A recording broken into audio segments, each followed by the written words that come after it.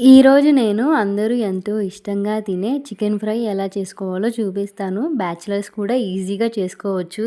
ఇక లేట్ ఏమీ లేకుండా రెసిపీలోకి వెళ్ళిపోదాం. ముందుగా ఒక ప్యాన్ పెట్టేసి అందులో 2½ టేబుల్ స్పూన్ ఆయిల్ వేసుకున్నాను.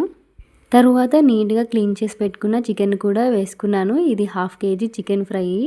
తరువాత ఫ్రెష్గా పట్టుకున్న అల్లం వెల్లుల్లి పేస్ట్ వేసుకొని చక్కగా మొత్తం కలిసేలాగా కలుపుకోవాలి. చికెన్ నుండి నీరు బయటకు వస్తుందనగా మనము అందులో రుచికి సరిపడా ఉప్పు మరియు 1/2 టీ స్పూన్ దాకా పసుపు వేసుకొని మరలా కలుపుకోవాలి.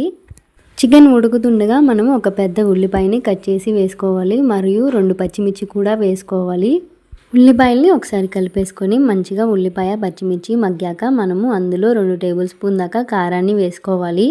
ఈ చికెన్ ఫ్రై నేను నైట్ టైం చేశాను, అందుకే కొంచెం స్పైసెస్ తక్కువగా వేశాను. మీకు ఎక్కువగా కావాలంటే వేసుకోవచ్చు. కారం వేసాక మరలా ఒక 5 మినిట్స్ మగ్గించుకున్నాక అందులో కాస్తంత గరం మసాలా వేసుకొని మరలా ఒక 2 మినిట్స్ ఫ్రై చేసుకుంటే ఎంతో టేస్టీగా ఉండే చికెన్ ఫ్రై అనేది రెడీ అయిపోయింది. ఇది బ్యాచిలర్స్ కూడా సింపుల్గా చేసుకోవచ్చు.